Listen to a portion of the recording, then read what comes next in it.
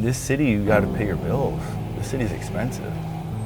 You know, I'm not gonna keep beating my head against the wall doing the same work for less money. I'm gonna switch and do something where I can make some more money. It's not my fault that the city decided to not regulate Uber. You know, it's not my fault that things are the way they are. I just want to be able to make a living. When we get in our cars, it's pretty expensive. Yeah, but now there is a new cheaper way to get from point A to point B. A new smartphone app called Lyft connects people who want a taxi ride with people who have a car and some free time. They do it well, and they do it for a good price.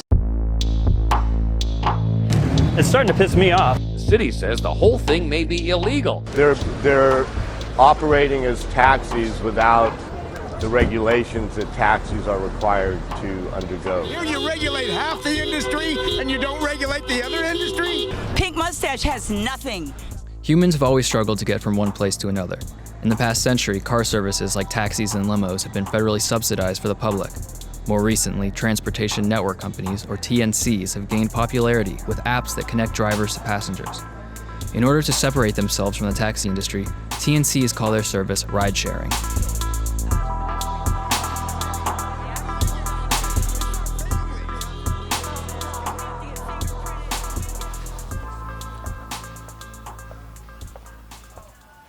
We're gonna come here and they're not gonna have the thing I need. So you have to buy mints for the Uber customers. I used to buy the better tasting ones, but then when they would eat, oh, these are spicy, you can't eat. They would eat like 3 or 4 of them before the ride was over.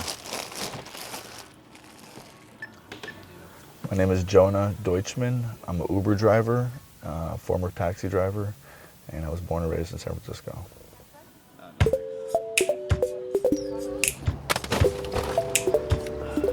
I've been in the transportation industry for about 7 years. 5 years as a cab driver and almost 2 years as an Uber driver. You can make more money for Uber. I think my first check was like $1,700 for 1 week.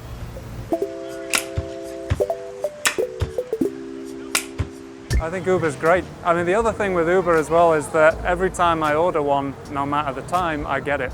Yeah, I get it within like 5 minutes. So the convenience of Uber far outweighs trying to find a taxi anywhere. People complain because you can't get a cab in San Francisco. That was a complaint for years. And it wasn't that there wasn't enough taxis, I feel like. They weren't being distributed effectively, right? So now it almost seems like kind of like a caveman thing to do, to go stand on the corner and wave at a car that's passing you. What I like about ride sharing is that I can call a ride when I'm inside and then go outside and get into it immediately.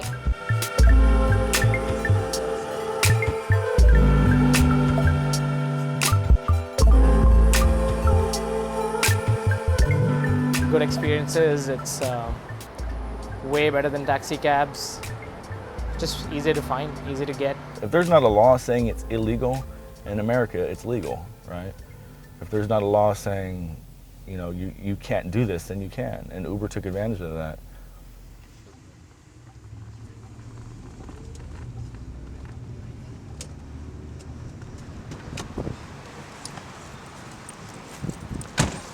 It's an unfair competitive advantage to all the taxi drivers, town car, and limo drivers who do it the right way, you know, who get their licenses and pay for the insurance. My name's John, and I'm a San Francisco taxi driver.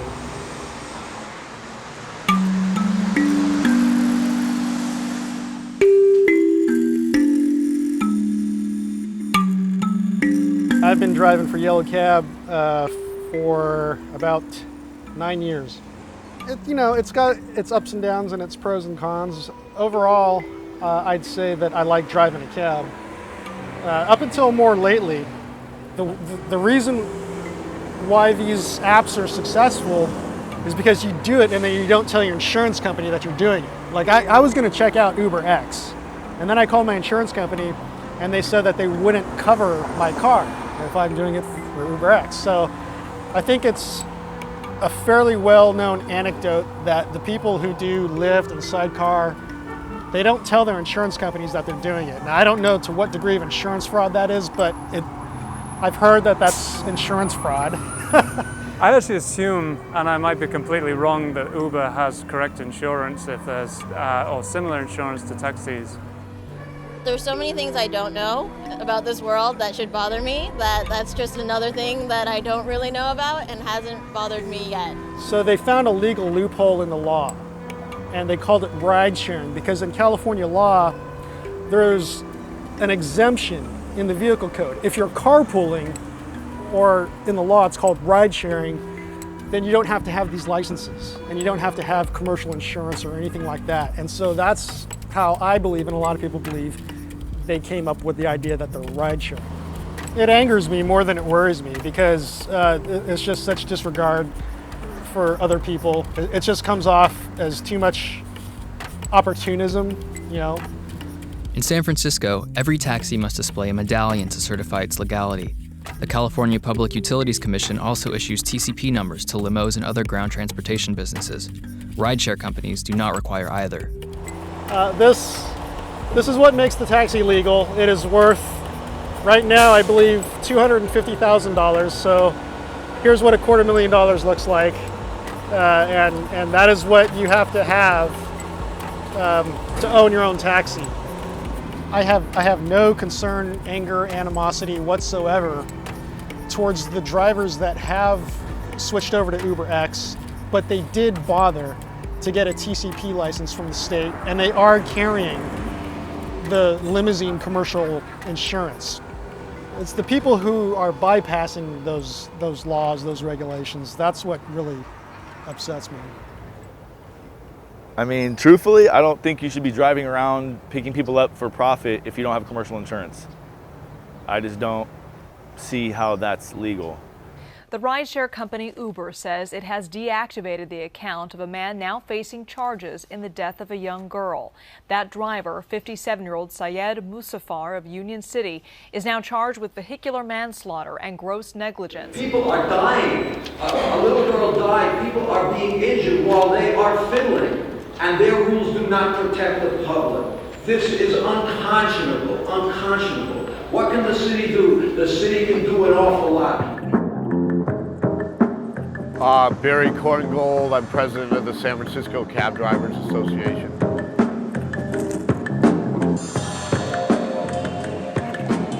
All these cars have personal plates, they're personal vehicles, and they're relying on their personal insurance in between the rides. The TNC companies are saying that they'll provide coverage while a driver's on a call, when they're going to get somebody or while they have the passenger in the car. What about the rest of the time?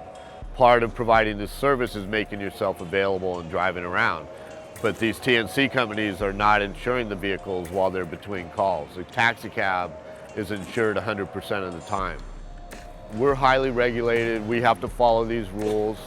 They're servicing the same customers we do. And this is a violation of the Equal Protections Amendments in the U.S. and the California Constitutions. It's two groups of people providing the same service to the same people and under different rules. Cab companies, they play games with giving you a shift. Like, they don't want to just give you a week, a 5-day shift. They don't care if you get your cab. They really don't. Like Uber's making 20%, right? So they care if you get your car. They want you to get your car because they're making a percentage. The cab companies are leasing you a taxi, and that's it. They're making their money off the cab drivers. I'm not gonna, like, I feel like it's like kind of like you sell, you know, in a way I'm selling out because I went to Uber instead of kept driving a taxi. In this city, you got to pay your bills. The city's expensive. You know, I'm not gonna keep beating my head against the wall doing the same work for less money. I'm gonna switch and do something where I can make some more money. It's not my fault that the city decided to not regulate Uber. You know, it's not my fault that things are the way they are. I just want to be able to make a living. There are definitely shortcomings in the taxi industry. There are problems that affect the service. I mean, there have been past studies saying that there's only a 50% success ratio in picking up and servicing dispatch calls. That's pretty bad. So there definitely was a service gap and a need that had to be addressed. I've never seen technology go backwards. Like when technology is actually getting better, but the yellow cab computers have moved backwards. I feel like they created the market for Uber. You know, if they would have innovated a little bit or just basically done things to make service a little bit better, then I don't think things would have turned out the same. Transportation is just one example that shows peer-to-peer technology growth over the past decade. Unfortunately, these businesses often expand financial class order. By allowing them to operate, you've created a two-tier system where you have the people that have the money that take these TNCs, and the cab companies are caught picking up the rest of the people. It's one of those things that people don't realize what they got till it's gone. When taxis are gone, there's gonna be nobody to take people who don't have credit cards, who don't have smartphones, aren't members of Facebook, the elderly, the disabled. The TNCs don't serve any of these people. The taxi industry carries hundreds of thousands of people every year under the paratransit program. Every single business is responsible to serve every single resident. Uber's taking all the gravy, basically. Like, who's picking up the old lady at the grocery store? When the cab companies go bankrupt, who's gonna, service the paratransit people? Who's gonna service the people in wheelchairs? They're gonna bankrupt an industry that serves like the lower end population, people that really need, people that don't have a car in San Francisco and need a ride from the grocery store to the house. Who's gonna do that? It's true that there are problems in the taxi industry that, as far as I could tell, they're probably not gonna go away. So there is a need for some kind of other service to step in. Well, they would have to be regulated the same way we are, and then there would be no difference. They would be taxed just like we are. They'd be painted like we are. They'd have the same rules, so there'd be no difference. As of now, TNCs are still largely unregulated, but have been making their way into cities worldwide. In the future, will urban transportation become class segregated with fine cars for the well-off and buses for the poor? The answer may lie in the hands of the legislators. Safe, prompt transportation should be everyone's right. Something's got to change though, because sooner or later it's going to escalate into something, I don't want it to go tragic on anybody, but, from what I hear from other guys, they're getting pretty hostile.